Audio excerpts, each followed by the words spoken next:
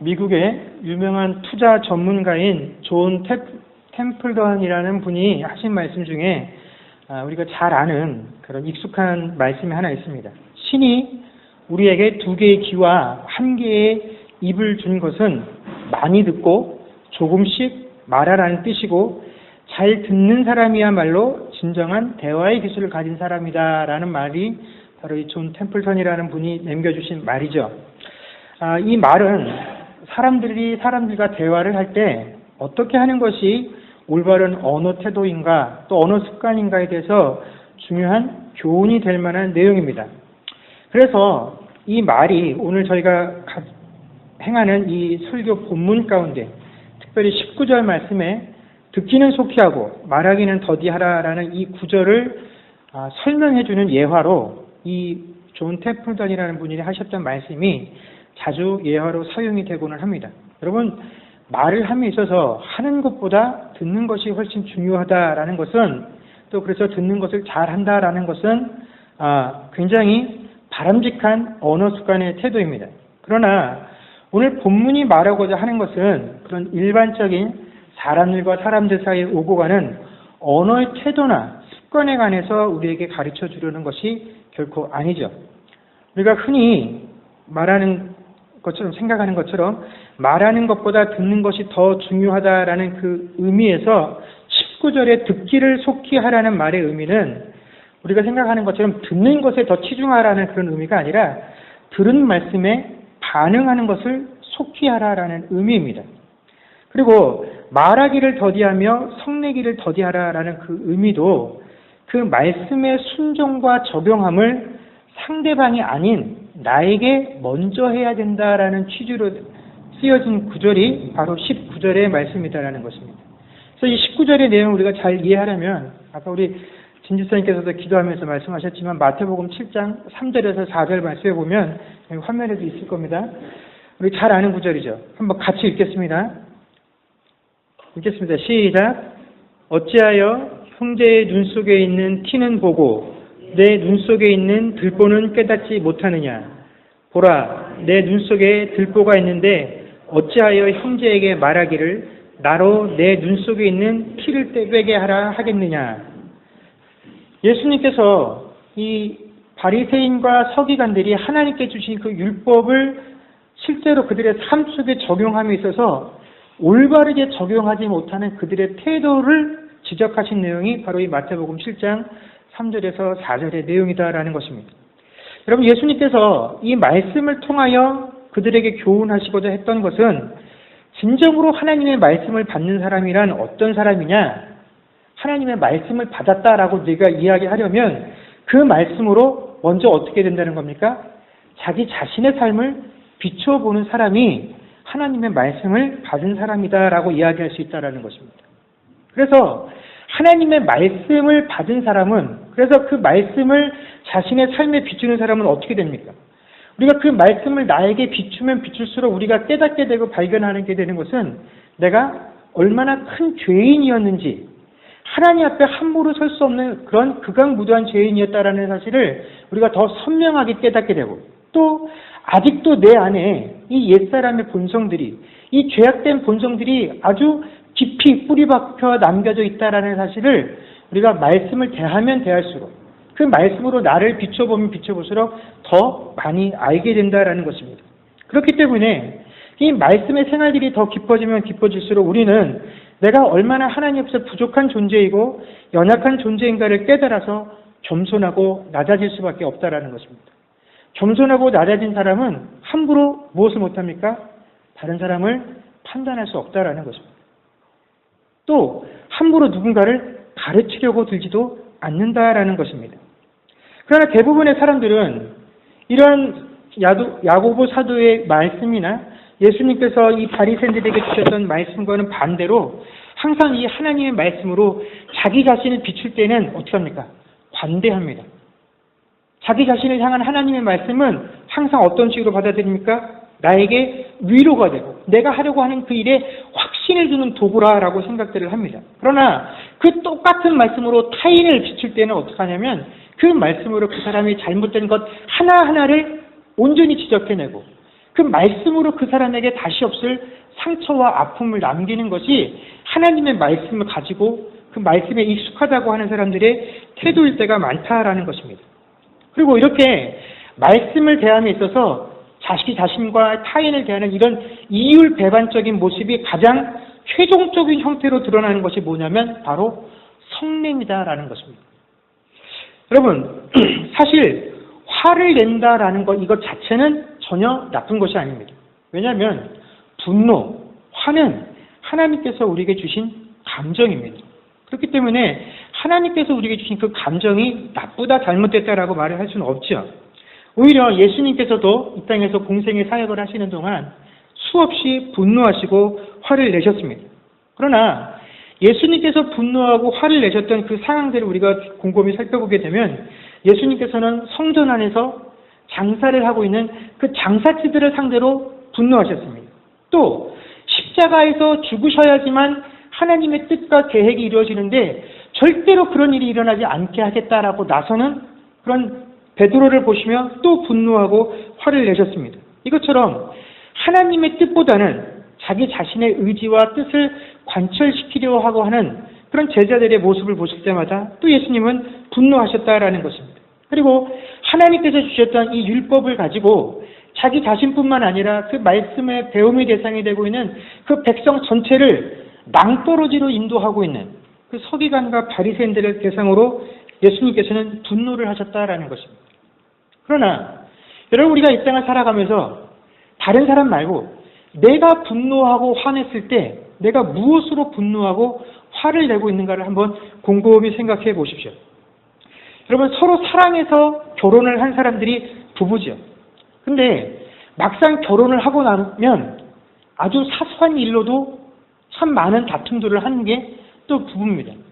이거 말씀을 준비하면서 저희 집사람하고 저하고도 무슨 일로 우리가 싸웠던가 하는 걸 보게 되면 첫 번째로 싸운 건 아니고요. 두 번째로 싸웠던 게 치약 짜는 것 갖고 싸웠습니다. 공감하시는 분들이 많이 계시죠? 밑에서부터 짜야 되냐, 아무 데서나 짜도 무슨 상관이 있느냐. 또 이제 저 같은 경우에는 이제 수건 개는 것 때문에 싸웠습니다. 제가 항상 수건을 개는 방법이 있었는데 저희 집사람이 수건 개는 방법이 틀려요. 그래서 제가 하던 방법으로 수건을 개라고 이제 했죠. 집사람이 자기도 수건을 개는 방법이 있는데, 그래서 이 수건 개는 방법하고 치약을 짜는 것 때문에 신혼 초에 많이 다퉜던 생각을 하게 됩니다. 근데 여러분, 왜 치약 짜는 것 때문에 싸웁니까? 치약을 중간에서부터 짜면 그 치약이 변질됩니까? 그래서 그걸로 이빨을 닦으면 이빨이 더 빨리 썩나요? 그런 건 아니죠.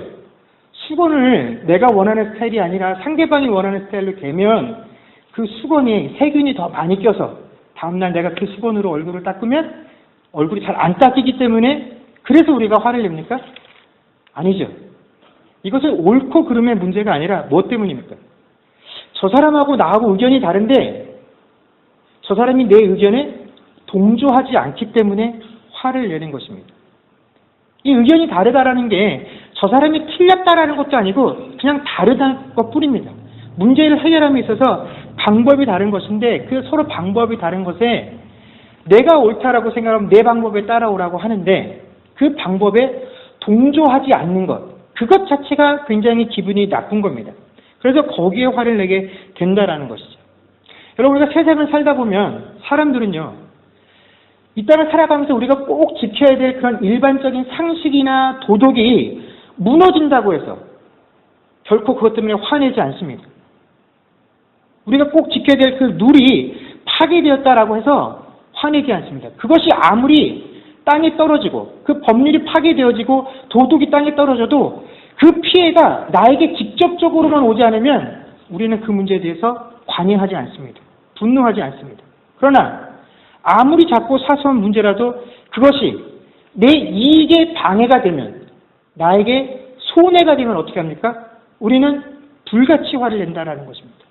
설사 그것이 직접적인 피해가 아니라 내가 이렇게 해 라고 하는 그 말에 대해서 어깃장을 놨다라는 것, 그냥 내 자존심이 좀 상했다는 것 하나만으로도 우리는 그 일에 대해서 분노하고 화를 낸다라는 것입니다. 바로 이러한 분노가 예수님께서 하셨던 그 분노와 우리가 일상생활을 하면서 표출하게 되는 분노의 차이다라는 것입니다. 그래서 성경은 사람이 성내는 것이 하나님의 의를 이루지 못한다라고 말씀하고 계십니다. 우리 21절 말씀에 보면 우리들의 분노는 어떠한 특징들이 있냐면 더러움과 악한 것들을 품고 있다라는 것입니다. 그래서 말씀을 무엇으로 받으라라고 얘기를 하냐면 온유함으로 받으라라고 성경은 우리에게 가르쳐주고 계십니다. 여러분 성경을 보면 그 성경에서 온유함에 대해서 설명을 할 때 모세를 비유로 들어 설명을 합니다. 그래서 민수기 12장 3절에 보면 모세의 온유함이 세상의 어떤 사람들보다 더 뛰어났다라고 평가를 받고 있습니다. 그런데 이 성경에서 말하는 온유함이다라는 것은 참을성이 많거나 성격이 온순한 사람을 의미하는 것이 아니라 성경에서의 온유함이란 하나님께서 나를 인도해 나가실 때 그 하나님의 인도하신 방법들, 내가 그것들을 잘 이해가 되지 않고 따라갈 수 없지만 그래도 내 지식과 내 믿음과 신뢰와는 상관없이 하나님께서 나를 인도하시는 그 방법이 나에게 가장 선하고 좋은 방법이다라는 것을 아무런 거리낌 없이 받아들일 때 그 사람을 온유한 사람이다라고 평가를 하는 겁니다. 그렇기 때문에 그리스도인은 온유한 자가 되어야 하지만 사실은 온유한 자가 되기가 굉장히 어려운 것이죠. 근데 성도들을 한번 보십시오. 성도들이 분내고 화를 낼 때를 한번 보십시오. 우리가 신앙생활을 하면서 이 진리가 이 땅을 살아가면서 이 진리가 폄하되어지고 교회가 올바른 말씀을 전하는 일들로부터 벗어나서 그 말씀이 변질되어지고 이 교회의 치리가 세상의 상업주의와 똑같아서 이 교권이 땅에 떨어져서 이러한 교회의 모습들과 신앙인들의 모습들 때문에 세상에 손가락질 당해도 이것으로 인해서 분노하는 사람들이 거의 없습니다. 우리가 어떻게 세상에 이걸로 하나님께서 조롱받게 할 수 있냐? 우리가 속히 이 삶에서 벗어나야 된다. 교회가, 우리가 이래서는 안 된다라고 떨쳐 일어나는 사람들이 없습니다. 그러나 내 교회가 공격당하면 어떻습니까? 누가 우리 교회를 향해서 니네 교회 잘못됐다라고 하면 데모하고 법에 소송을 겁니다. 목사 한 명한테 당신이 잘못했다라고 말하면 그 목사가 소송을 합니다. 교회에서 교인들끼리 소송을 걸고 목사고 교인이 반대편이 되어서 소송을 합니다.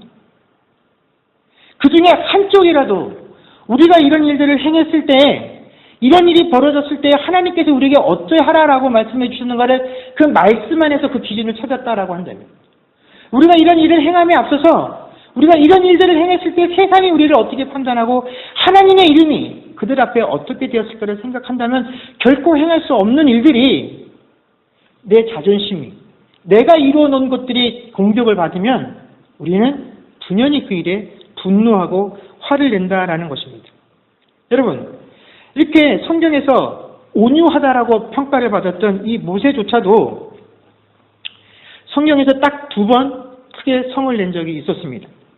그 중에 하나가 민수기 20장 게데스 광야에서 이스라엘 백성들이 물을 구하는 과정에서 이 백성들이 정말 철없는 짓을 하는 걸 보면서 모세가 화가 나서 어떻게 합니까?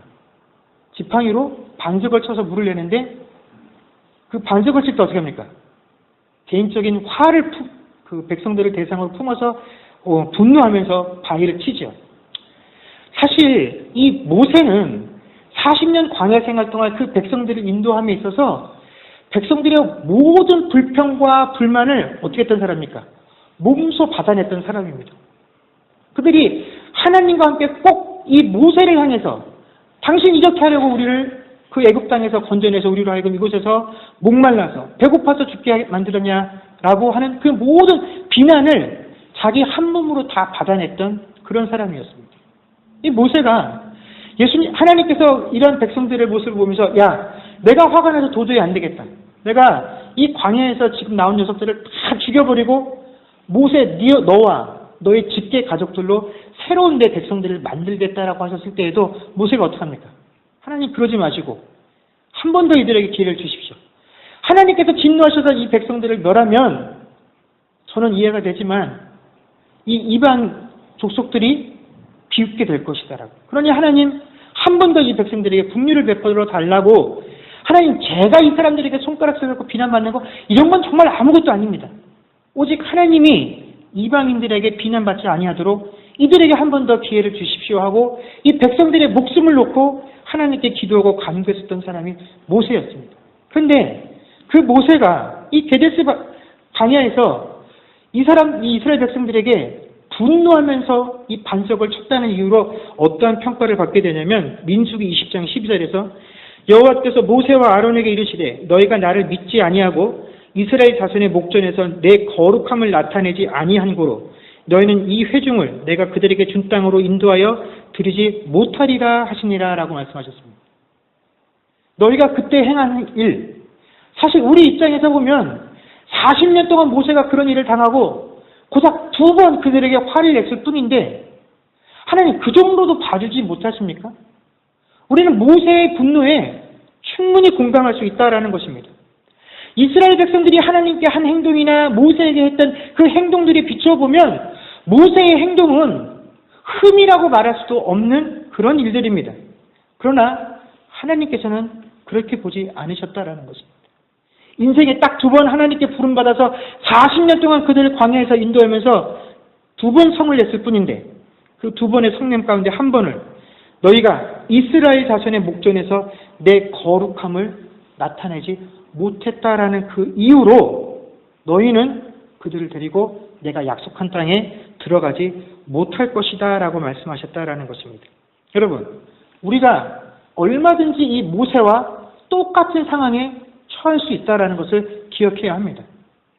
우리가 평생을 분노하지 않고 성내지 않고 살아가다가도 모세처럼 평생에 단 2번 화를 냈으나 그 성냄이 나의 거룩함을 방해했다라는 이유로 하나님께서 약속하신 것을 못 받을 수 있다라는 것입니다. 그렇기 때문에 우리는 이 말씀을 굉장히 진지하게 생각들을 해야 합니다. 그래서 26절에 무엇이라고 되어 있냐면 누구든지 스스로 경건하다 생각하면 자기 혀를 제갈 물리지 아니하고 자기 마음을 속이면 이 사람의 경건은 헛것이다 라고 말씀하셨습니다. 여러분, 우리는 경건 생활이라고 하면 어떤 식으로 생각을 하냐면 남들은 하기 어려운 그런 신앙생활들을 하는 것을 좀 더 경건하다라고 생각들을 합니다. 그래서 남들은 말씀 읽지 않을 때 나는 1년에 몇 번씩 성경을 읽었어. 그래서 평생을 살면서 성경을 몇 번 완독을 했어. 하루에 기도를 몇 시간씩 해. 나는 작정 기도를 평생에 몇 번을 했어. 금식 기도도 몇 번이나 했어. 나는 매일 기도를 해. 이런 것들을 우리는 경건의 방법이다라고 생각들을 합니다. 그런데 제가 이렇게 쭉 열거한 이런 경건, 우리가 흔히 경건한 사람의 모습이다라고 되어지는 이 경건 생활의 특징이 뭐냐면 다 공개된다라는 것입니다. 자이든 타이든 이런 식의 경건 생활들은 확인을 해야 되죠. 어떻게 저 사람이 1년 평생 동안 성경을 몇 번 완독했는데 우리가 어떻게 합니까? 본인이 말을 해야 알죠. 또 이것을 어떤 식으로든 측정하고 평가하고 그 측정하고 평가한 것에 대해서 어떤 식으로든 보상을 해주기 때문에 본인도 타인도 그것을 저 사람 참 경건하게 지냈구나 우리가 알 수 있다라는 것입니다. 그래서 그런 것들을 행하는 것 자체가 그 사람의 경건을 나타내는 지표가 되어버렸다라는 것입니다. 물론 우리가 매일 하나님의 말씀을 대하고 그 말씀을 깊이 상고하는 그런 큐티 시간을 갖는 것 중요합니다. 평생에 걸쳐서 하나님의 말씀을 몇 번씩 완독하는 것 중요합니다. 하루에 정해놓은 시간만큼 하나님께 나아가서 기도하는 그 시간들을 갖는 것 정말로 신앙생활을 하는 사람들이 꼭 필요로 하는 요소들입니다. 그러나 여러분, 큐티를 하는 것이 경건은 아닙니다. 기도를 하는 것이 경건은 아닙니다. 성경을 읽는 것도 경건이 아닙니다. 야고보서도는 우리에게 무엇을 경건이다라고 말씀해 주셨냐면 들은 말씀대로 행하는 것을 경건이다라고 이야기해 주면서 네가 얼마나 경건한지 그 경건의 첫 번째 증거를 내가 뭐로 판단하냐면 네 혀에 재갈이 물려 있는지를 보고 판단하겠다라고 이야기를 했다라는 것입니다. 여러분, 재갈이 무엇입니까? 재갈은 주인이 짐승에게 물리는 것이죠. 무슨 의도로 물리는 것입니까? 짐승이 자기가 가고자 하는 것, 자기 의지대로 자기가 원하는 방향대로 가는 것이 아니라 그 짐승을 부리는 사람이 가게도 하고 멈추게도 하고 방향이 틀렸으면 그 재갈을 땡겨서 그 주인이 원하는 방향으로 가게 하기 위해서 잡혀져 있는 것이 재갈입니다. 사람에게 우리 흔히 비유로 재갈을 물린다라는 건 뭡니까? 말을 못하게 하게 하기 위해서 재갈을 물리는 것 아니겠습니까? 그런데 야고보 사도가 신앙하는 이 성도들을 향해서 네가 얼마나 경건한 신앙하는 사람인지 네 경건을 내가 네 혀에 재갈이 물려있는지로 판단하겠다라는 것은 무엇입니까?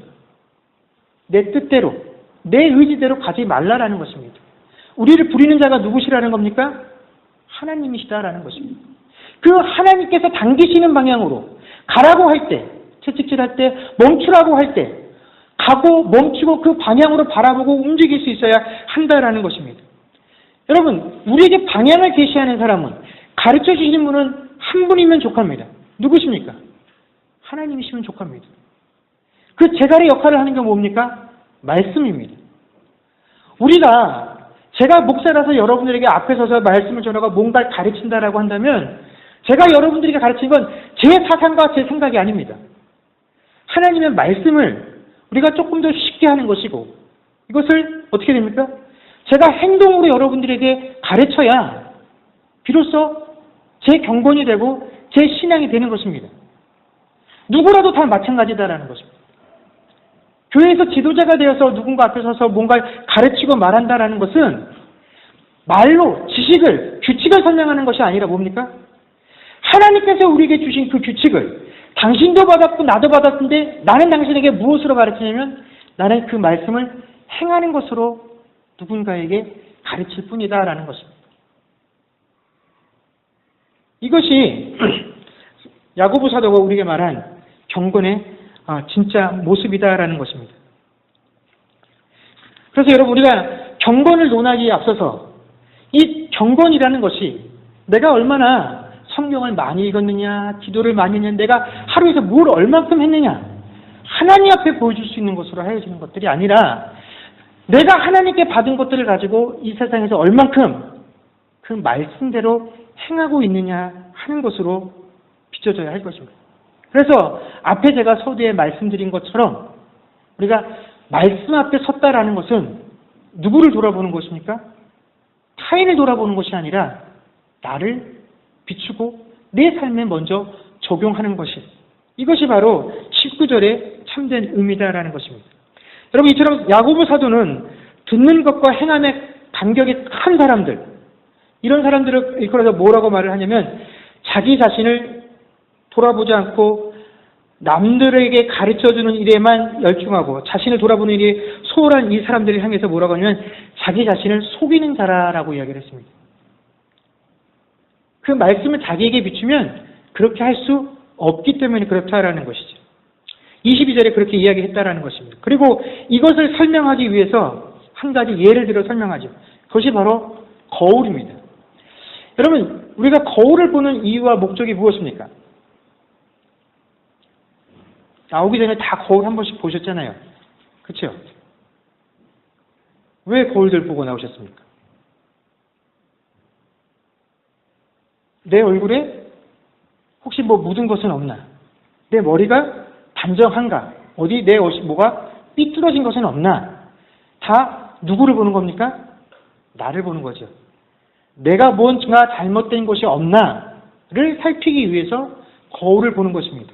그런데 하나님께서 우리에게 말씀을 주신 것이 바로 이 거울과 같은 역할을 하라고 주셨는데 내가 거울을 보면서 뒤에 지나가는 집사람이 뭔가 잘못된 것, 아이들이 잘못된 것, 야 정작 거울을 보면서 지나가는 누군가의 그 얼핏 잘못된 것을 보고 지적할 수 있다라고 한다면 거울을 보는 목적이 잘못되었다라는 것입니다.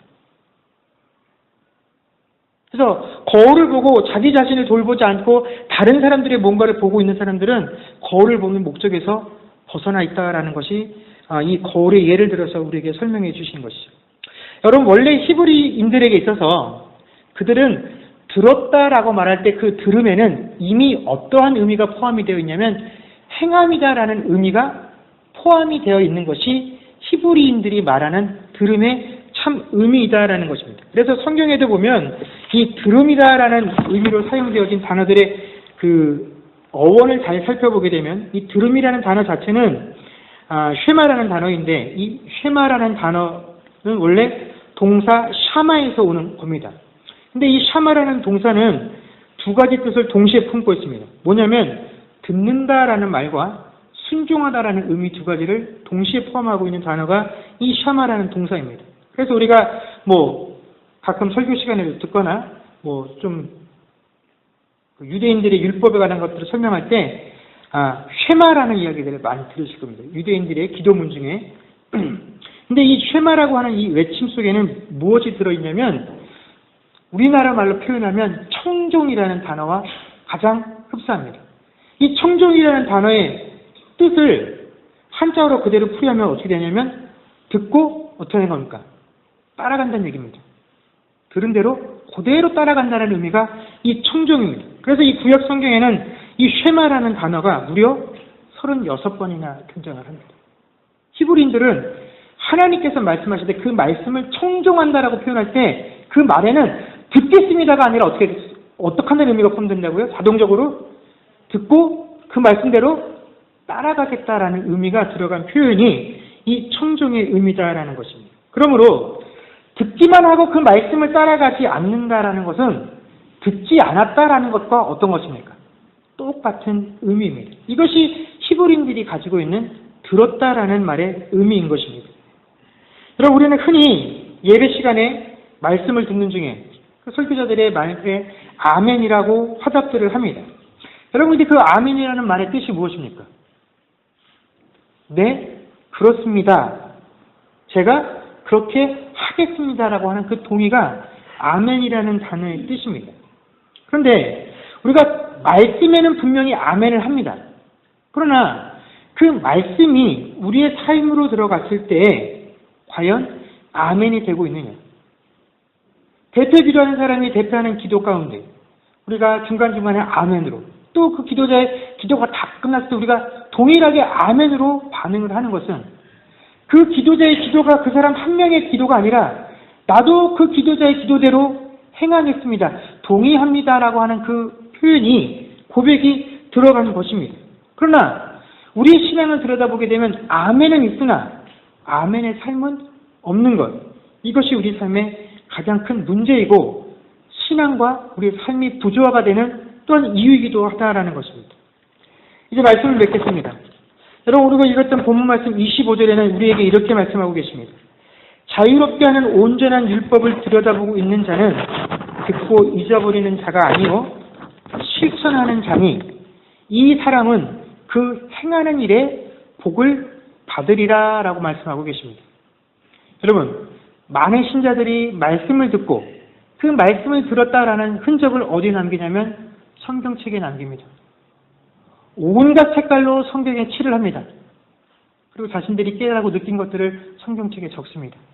여러분, 어떤 분들은 더 큰 열심들을 가지고 수첩에 그 내용들을 다 적기도 합니다.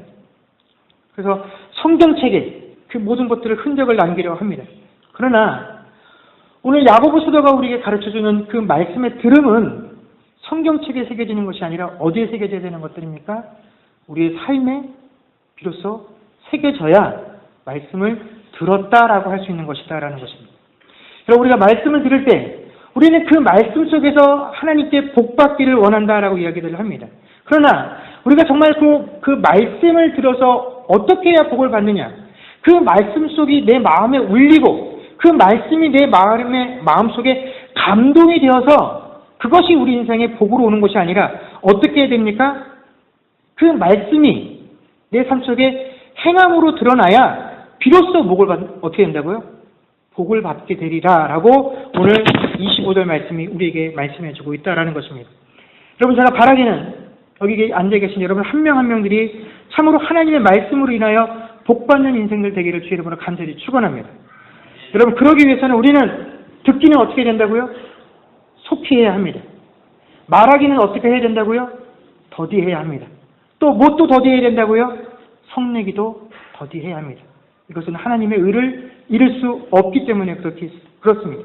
그러니 우리가 이 하나님의 말씀을 행하는 일에 더욱더 열심을 내고 들은 말씀을 남이 아닌 나의 삶에 먼저 비춰볼 수 있는 저와 여러분들이 되어질 수 있기를 주의 이름으로 간절히 축원합니다. 기도하겠습니다.